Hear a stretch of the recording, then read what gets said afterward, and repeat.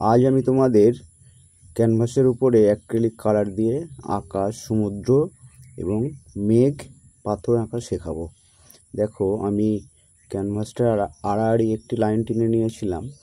এরপর আমি dark blue উপরের দিকটাতে একটু গাঢ় এবং ঘন করে লাগাচ্ছি, দিয়ে তার উপরে কোবাল্ট ব্লু নিয়েছি।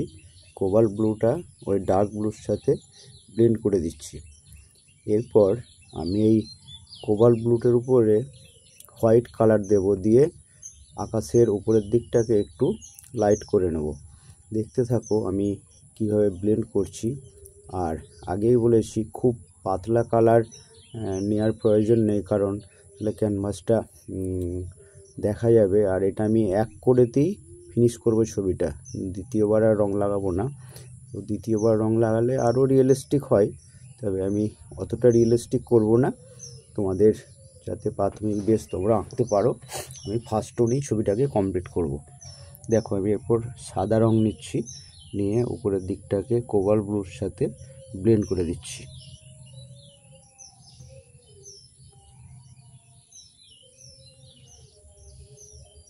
আর এই অ্যাক্রিলিক কালার তোমরা টিউবও ব্যবহার করতে পারো। আমি সিসি যে কালারগুলো পাওয়া যায়, আমি সেই কালারটা ব্যবহার করেছি। তোমরা পারলে সিসি ব্যবহার করবে, কিংবা টিউব কালারও ব্যবহার করতে পারো। খুব সুন্দর করে আমাকে এই কালারটা ব্লেন্ড করে নিতে হবে।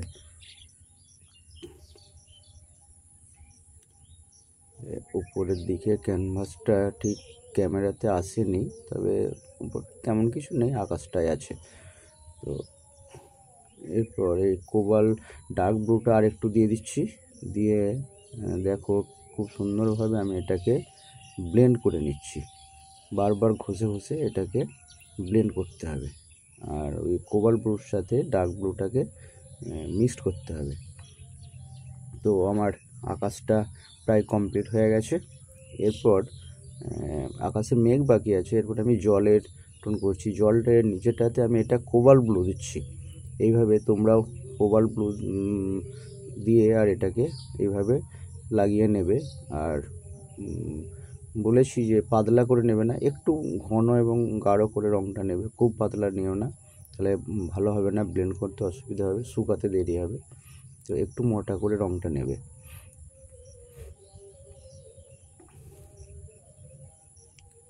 এরপর দেখো, আমি আবার সাদা নিয়েছি। সাদা নিয়ে এই কোবাল্ট ব্লুর সাথে সাদা রঙটাকে নিচেরটা একটু লাইট রেখে আস্তে আস্তে ব্লেন্ড করছি। আর সাদাটা যখন কোবাল্ট ব্লুর সাথে মিশে যাবে, খুব সুন্দর একটা মিষ্টি কালার তৈরি হয়ে যাবে। তো দেখো,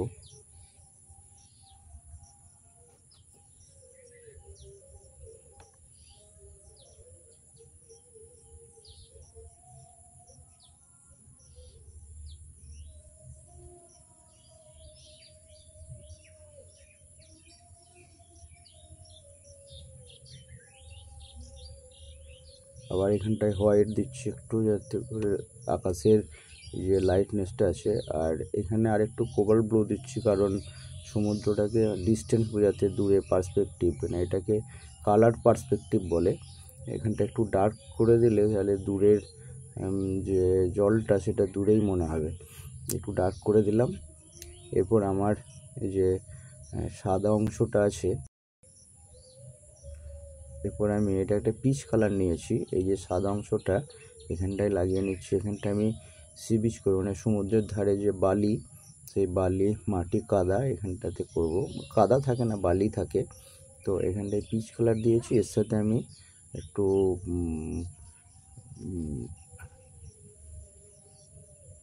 এটা পিচ কালারটা লাগিয়ে নিই। এরপর একটু ব্রাউন নেব, ডার্ক ব্রাউন নিয়ে আমি এখানটায় একটু লাগিয়ে নিচ্ছি। দেখো, দিয়ে এটাকে আমি ওই পিচ কালারের সাথে ব্লেন্ড করছি, তাহলে খুব সুন্দর বালির কালার হয়ে যাবে। আরও রিয়েলিস্টিক করার জন্য আরও কালার ব্যবহার করতে হয়, বেশি কালার দেবো না, তাহলে তোমাদের অসুবিধা হবে মিক্সিং করতে বা ব্লেন্ড করতে। ওই জন্য আমি যত কম কালারে পারা যায় ছবিটাকে কমপ্লিট করব। আবার আমি হোয়াইট নিয়েছি, নিয়ে পিচ কালারটাকে আর একটু লাইট করছি। এখানটায় হোয়াইট দিলাম একটু। মোটামুটি আমার সমুদ্রের ধারে যে বালিগুলো, সেই বালির অংশটা মোটামুটি কমপ্লিট হয়েছে। তো এরপর আমি হোয়াইট নেব। হোয়াইট নিয়ে এই যে সমুদ্রের যে ঢেউটা যখন এসে বালিতে পড়ে, এই জায়গায় জলটা খুব পাতলা হয়ে যায় আর একটু সাদা ফেনার মতো দেখা যায়। সেইটা আমি সাদা দিয়ে করে দিচ্ছি। খুবই সহজ, শুধু সাদা রঙটা সাইডে একটু লাগিয়ে জলটা যে গড়িয়ে আসছে সেটাকে বোঝানো হবে।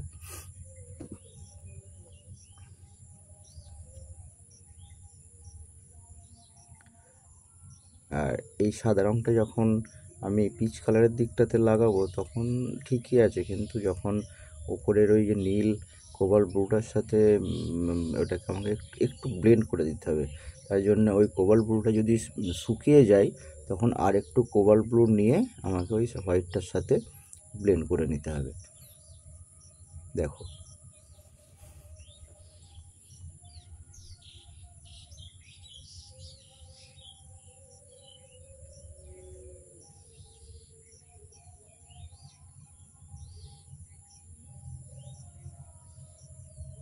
এখানটাতে আর একটু সাদা দিয়ে দিলাম যাতে ফেনাটা খুব ভালো বুঝতে পারা যায়।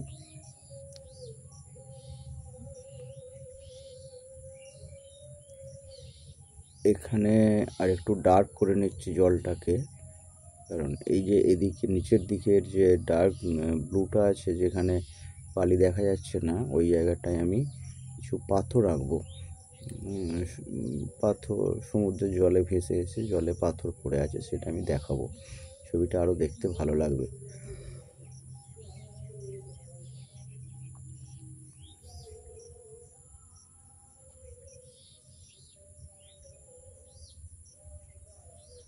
এখানে আমি ওই ডার্ক ব্রাউন কালারটা খুব হালকা করে জলের ধারে ধারে দিয়ে দিই, যাতে করে জলের ঢেউটা একটু ভালো বুঝতে পারা যায়, যেটা গড়িয়ে আসছে মনে হবে।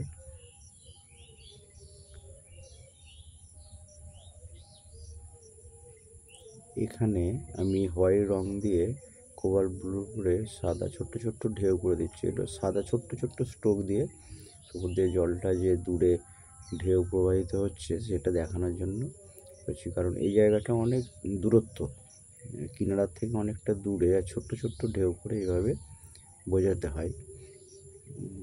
খুবই সহজ, শুধু সাদা একটু রং নিয়ে আর এইভাবে ছোট্ট ছোট্ট টোন দিয়ে দিতে হবে।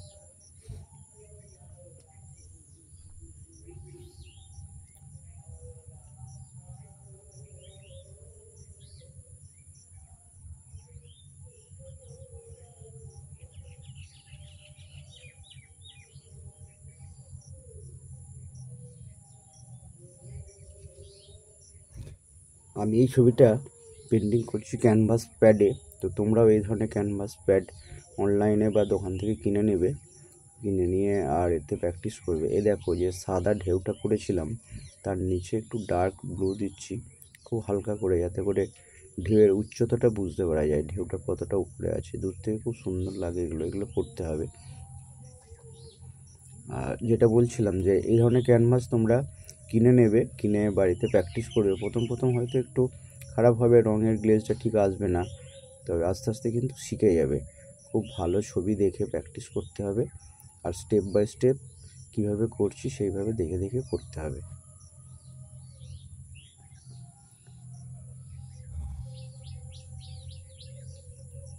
এরপর আমি আকাশের উপরে মেঘ, সাদা তুলোর মতো পেঁজা পেঁজা মেঘ করবো বহু দূরে। সবচেয়ে প্রথমে সাদা রং লাগিয়ে নিচ্ছি। আমার ওই উপরের ক্যানভাসটা, উপরে যে নীল কালারটা, ওটা কিন্তু শুকিয়ে গেছে, তো তার উপরে আমি সাদা রংটা লাগাচ্ছি।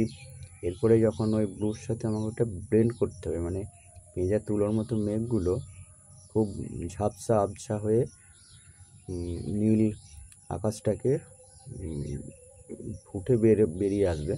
তো এটার জন্য আমাকে এরপরে ওই নীল কালারটার সাথে ব্লেন্ড করতে হবে।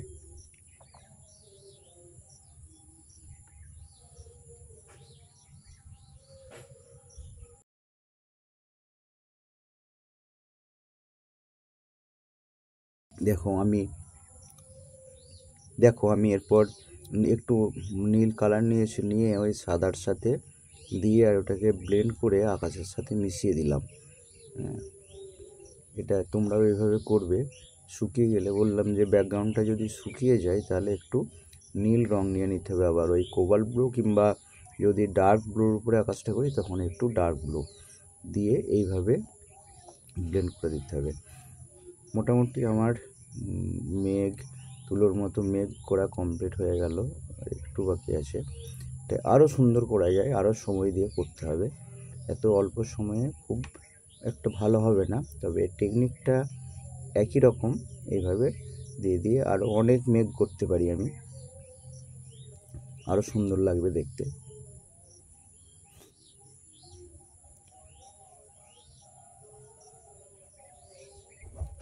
দেখো আমার আকাশটা প্রায় কমপ্লিট।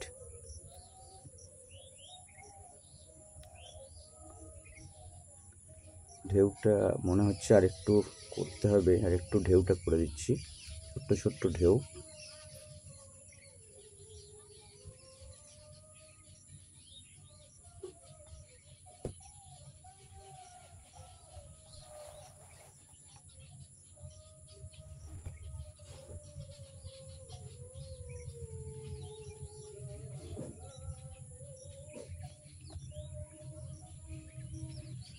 এখানে জলের ফেনাটা আর একটু বাড়িয়ে দিলাম, আর একটু হোয়াইটনেস করলাম, গ্লেজটা আরও ভালো হবে, ছবির গ্লেজটা, সেই জন্য এটা এখানে দিলাম। আর একটু ফেনা করে দিচ্ছি, ছোট্ট ছোট্ট সাদা রঙের স্ট্রোক দিচ্ছি। এটা জলটা ফুলে উঠছে এখানটা।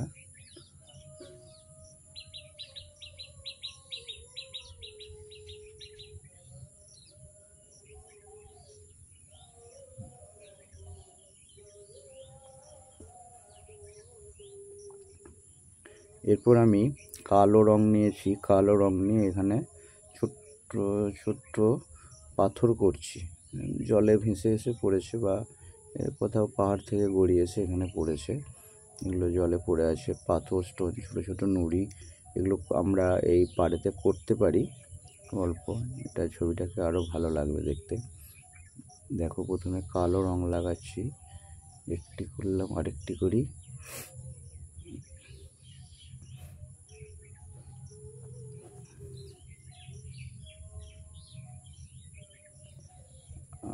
এদিকেও আমি করব, এদিকে একটু বড় পাথর করি একটি, 3-4টে করব এদিকটাতে।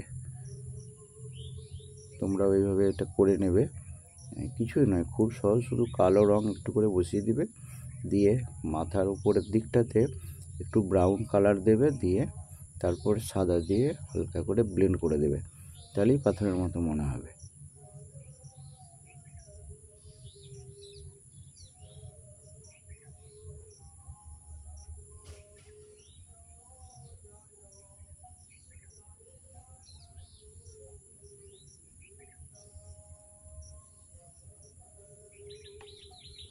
দেখো আমি পাথর করে নিলাম, কত সহজ। এরপরে শেড দেব, লাইট হাইলাইট করব, পাথরের উপরের দিকগুলোকে একটু লাইট করতে হবে, তাহলে মনে হবে যেন 3D ছবির মতো লাগবে পাথরটা দেখতে। খুব সুন্দর করে এই শেডগুলো তৈরি করতে হবে ব্লেন্ড করে করে। এখানে আমি ছোট ছোট নুড়ি করছি, বালির উপরে ছোট ছোট নুড়ি পড়ে আছে, এগুলো ছোট্ট ছোট্ট স্ট্রোক দিয়ে দিলেই হবে, গোল গোল ছোট ছোট স্ট্রোক দিতে হবে, ব্রাউন কিংবা ব্ল্যাক কিংবা হালকা রেড কালার দিয়ে, দেখতে আরও ভালো লাগবে। এখানে দূরের জলে আমি আরেকটি পাথর করছি, ওই পাথরটার পাশে আরেকটি ছোট পাথর করব, যেটা আরও দেখতে ভালো লাগবে।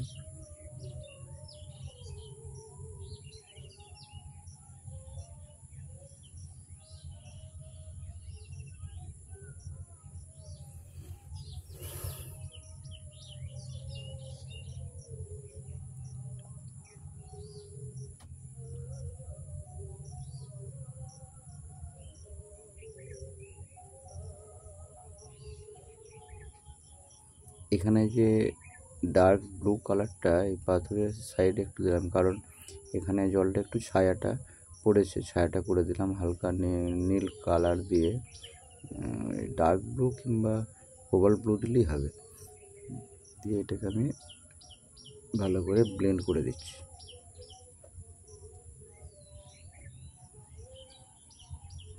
দেখো এখানটাতেও আমি একটু ব্লু দিলাম এই পাথরের নিচের অংশগুলোতে, দিয়ে সাদা রং দিয়ে ওটা কিন্তু সুন্দর করে ব্লেন্ড করতে হবে, নাহলে খুব একটা ভালো লাগবে না দেখতে। ছাইটা আমাকে ঠিকমতো তৈরি করতে হবে। এই দেখো এরপর আমি এই যে হোয়াইট কালার দিচ্ছি উপরগুলো হাইলাইট করার জন্য, ওটা দিয়ে আস্তে আস্তে ব্লেন্ড করে দিতে হবে, তাহলে ওপরটা চড়া মনে হবে। বা ওখানে লাইট এসে ঠিকরে পড়ে চকচক করছে, এটাও বোঝানোর জন্য এখানে একটু করে হোয়াইট কালার দিতে হবে।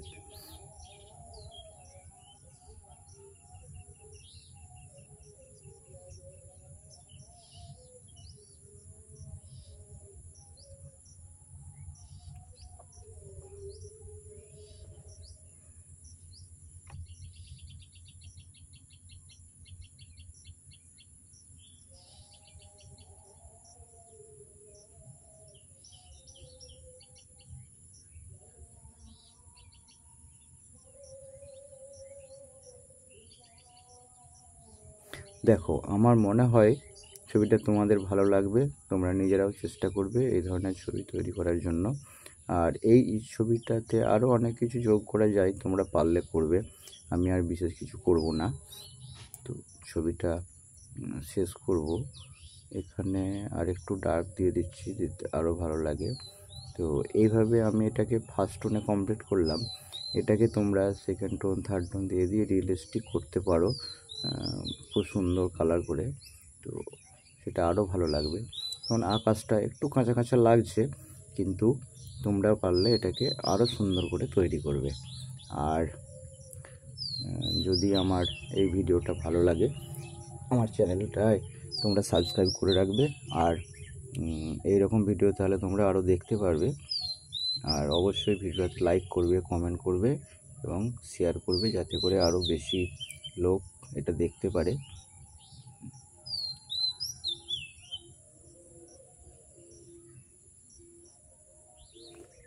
এরকম ভিডিও আমার চ্যানেলে আরও আছে, আমার প্লেলিস্ট থেকে সেটা তোমরা দেখে নিতে পারো। তোমাদের আরও তোমরা শিখতে পারবে, যারা নতুন অ্যাক্রিলিক কালার করছো তারা শিখতে পারবে। ওকে, আজ এই পর্যন্তই, শেষ পর্যন্ত ভিডিওটা দেখো।